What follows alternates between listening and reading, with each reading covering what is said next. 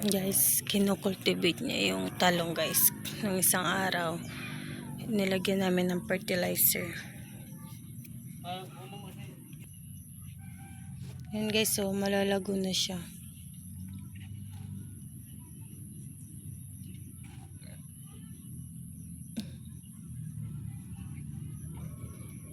Two weeks na lang, may mag-harvest na kami niya.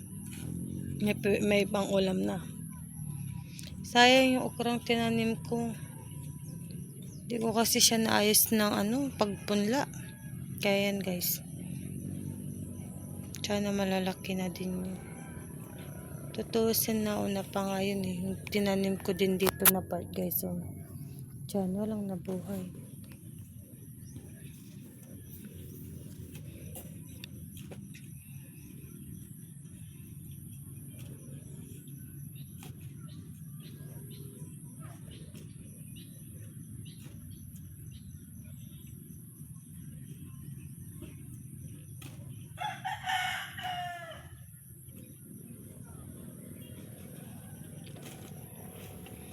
Wala pang wifi. Nakakasad din yung wifi.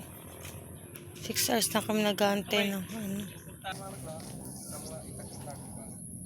Yun guys, oh. Diba?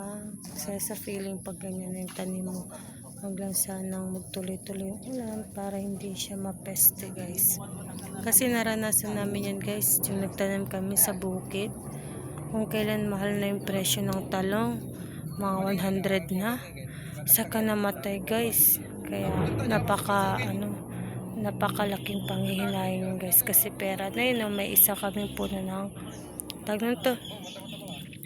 Yun o, yung saluyot guys. May bulaklak no. Ito, bulaklak.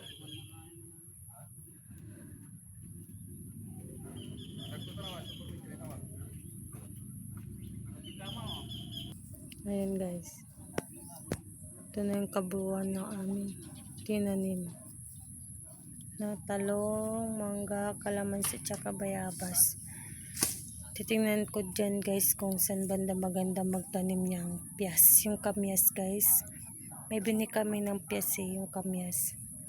Mga isang dangkal. Ay wala pang isang dangkal. Parang nasa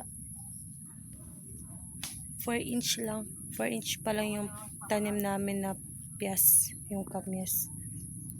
Sabi nila guys, maganda daw yun sa harap ng bahay. Kaya dito sa part na to, saan kaya maganda. Tingin nyo dito guys. Kaso madaming ano dyan, langgam. Yan guys, yung mangga. Kasi yung talong namin ngayon guys, kumulot-kulot yung ano niya, kanyang dahon. Ano kayong magandang ilagay guys?